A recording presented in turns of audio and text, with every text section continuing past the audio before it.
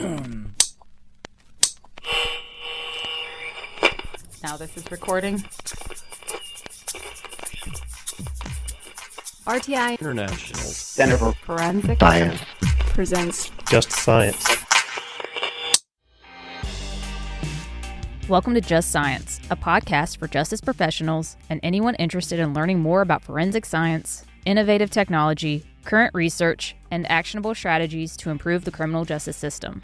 In episode 3 of our case studies, part 2 mini-season, Just Science sat down again with Jason Moran, Commander of Police at the Cook County Sheriff's Office, to continue discussing how his Forensic Services Initiative team reopened the John Wayne Gacy case, in an attempt to identify the 8 remaining victims.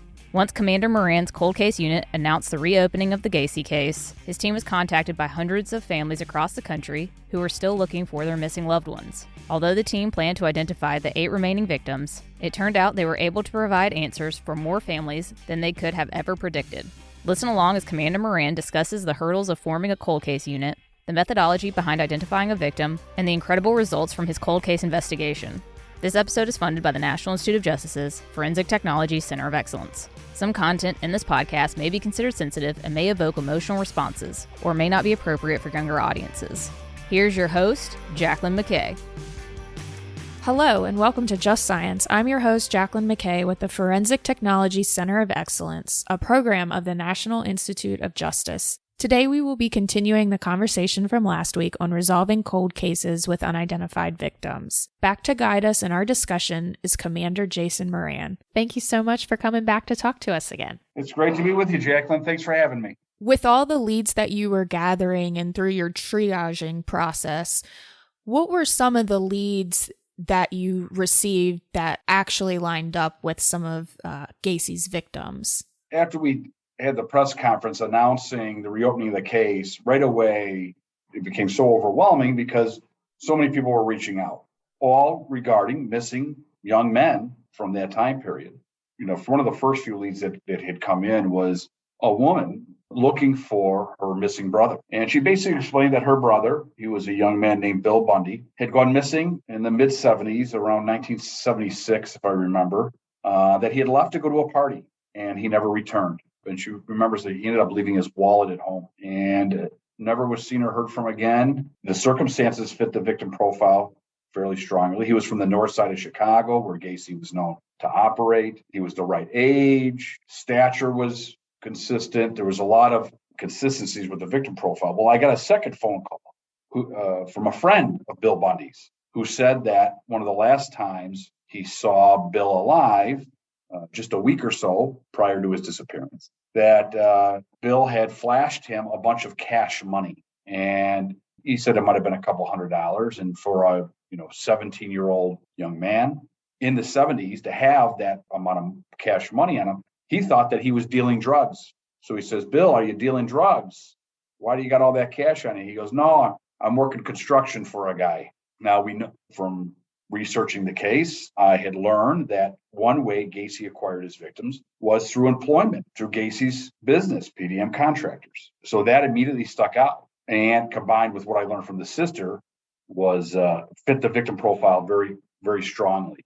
So I decided to pursue with the DNA. So I collected DNA from Bill Bundy's sister and brother, sent it in for profiling, and the mitochondrial DNA in the samples from the sister and brother were a match to the mitochondrial DNA in victim number 19. Unfortunately, that victim did not produce a suitable amount of STR DNA, so I didn't have that to go on.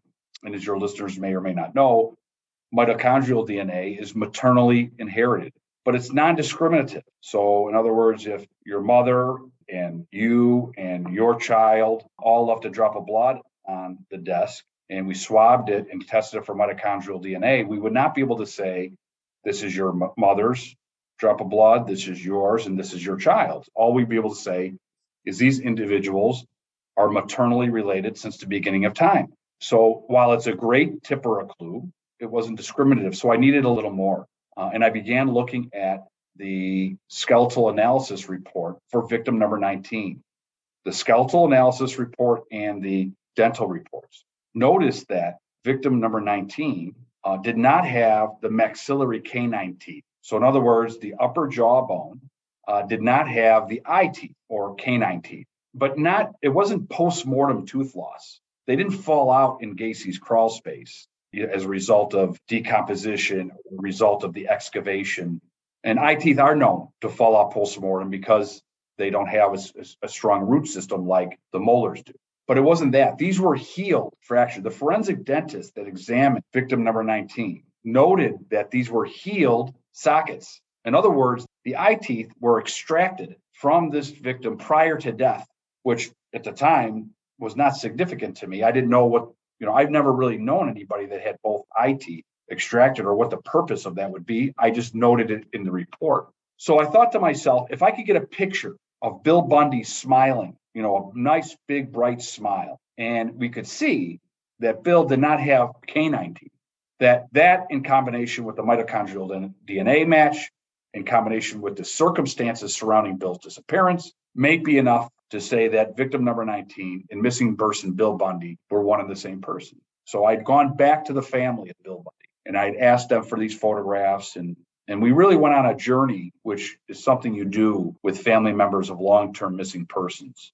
Going back through their recollection and seeing the pain of having a long-term missing person in your life and other circumstances. I call it living in a cruel limbo. But so we sort of went on this journey about her remembering, and she shared with me, my mother was so upset after Bill went missing. It became so hard for her to look at his picture year after year after year that we started to purge Bill's items, and we don't have many pictures left. And she didn't have any of Bill smiling. And I couldn't lead on at the time that I knew about the mitochondrial DNA profile or that the circumstances were, because I did not want to get this family's hopes up. So we just talked it out. We talked more. And I asked about other items she may have belonging to her brother. And she thought about it. She goes, well, I have his teeth.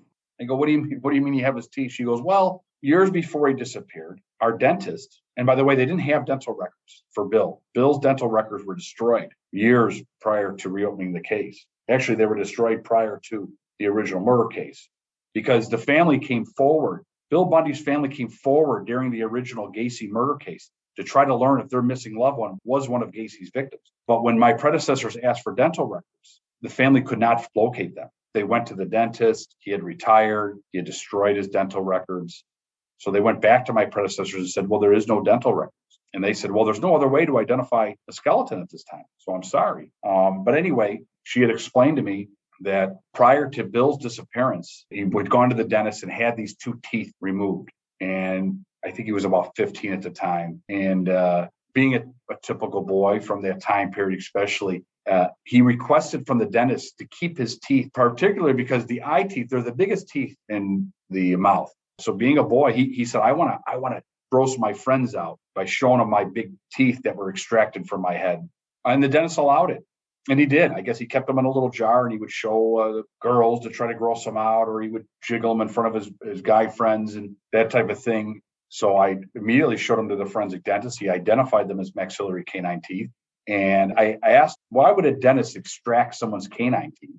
And he says, well, back in the day, before braces were popular, or even if they were around, they were so expensive. When an individual, specifically a teen, had crooked teeth or very tight, the teeth were very tight, they would remove the canine teeth to allow the rest of the teeth to sort of spread out and line up better. They were like poor man's braces, is what he referred to them.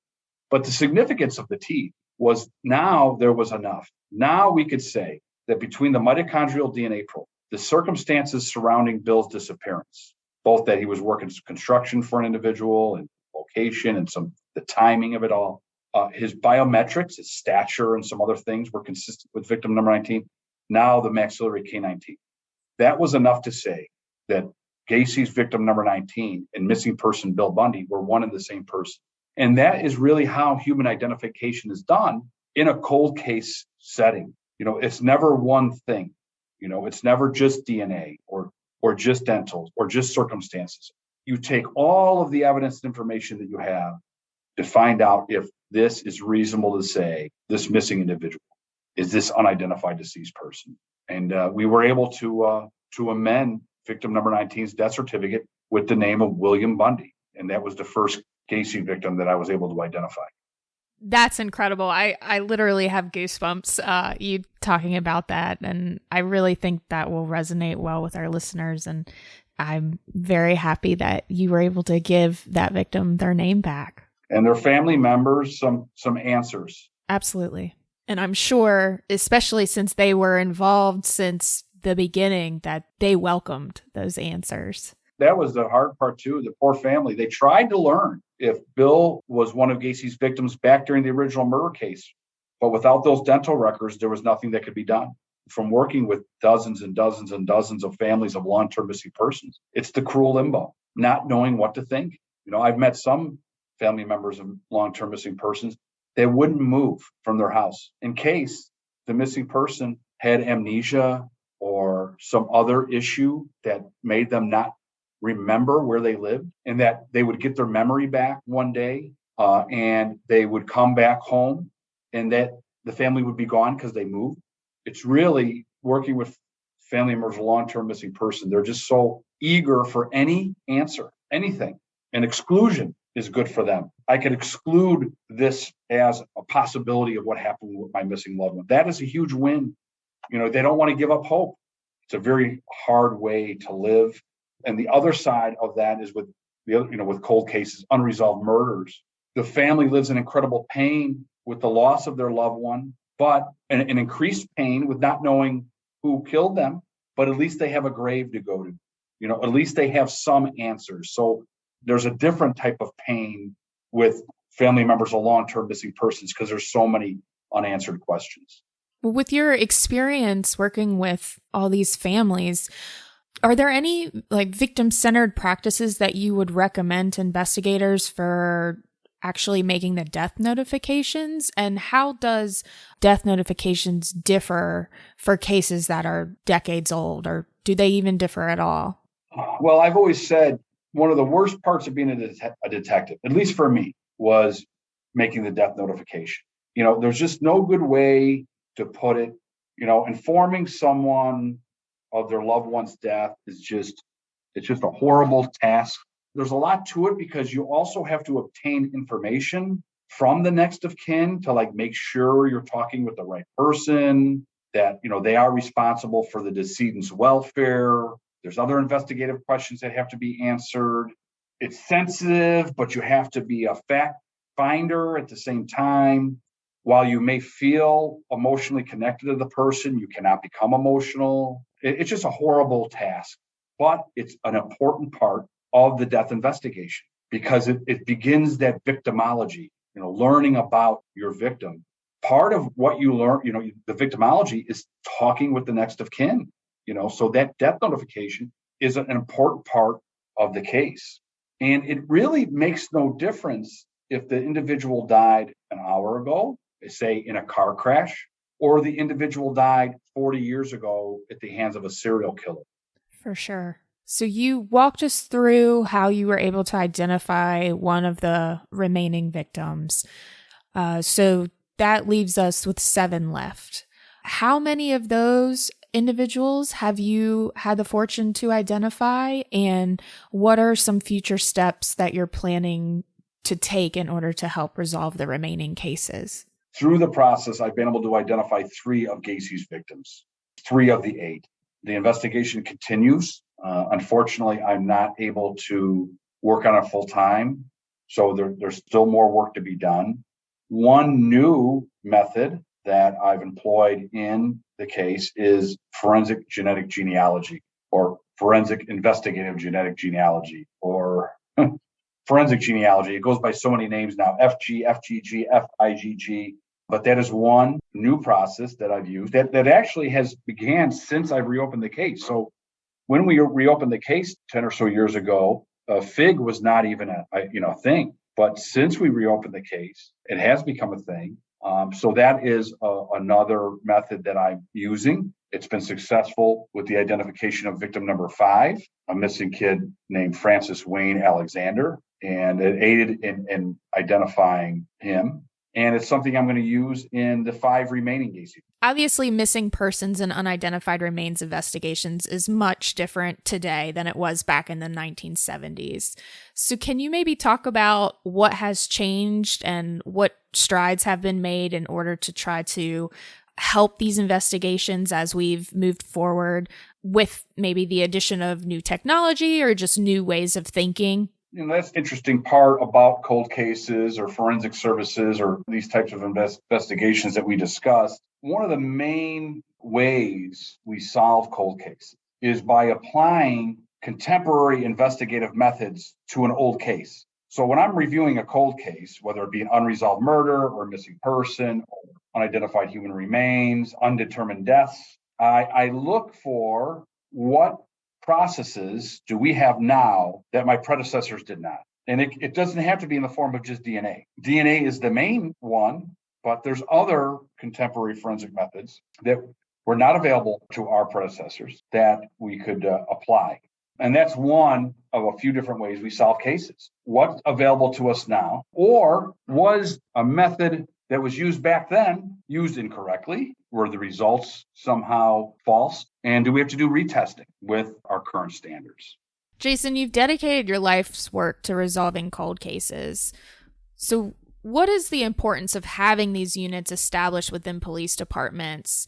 And what can other cold case investigations teams learn from your experience through reopening these cases? Well, that's the big question. When you're talking about forming a cold case unit, there's 2 main hurdles to forming a cold case unit. One of them is the technical hurdle, and that is resources in the form of personnel who have skill set in these types of cases, which really, it really comes down to, unfortunately, money.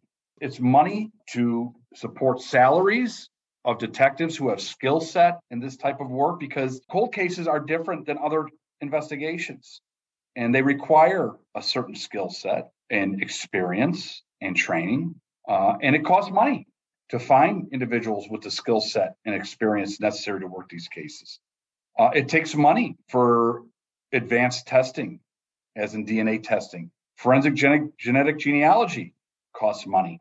So there's that technical hurdle where are the decision makers, are they willing to put time and money and effort into forming a cold case unit? The second hurdle is the philosophical, and that's it is what do we value? And it goes back to what we talked about earlier, and it's something that I had always said, and the sheriff and I have talked about, is a person that goes missing 30 years ago less important than a person that goes missing today? Is a person that was murdered 25 years ago less important than a person that is murdered today? If your answer is no, then you've gotten over the philosophical hurdle, right? If you value justice and you value dignity, then you've gotten over the philosophical hurdle, right? But there's 2. It's the technical and the philosophical.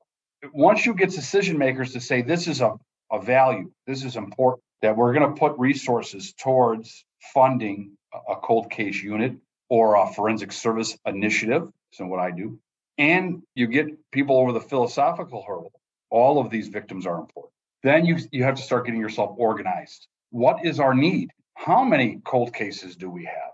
And that's when we were talking before about defining a cold case. What is a cold case and how are they solved? If you're just doing unresolved murders, you're limiting the effect of the cold case unit, because some agencies, and I'm talking about law enforcement agencies, they may have 1 or 2 unresolved murders in their history, but they may have 5 open missing person cases.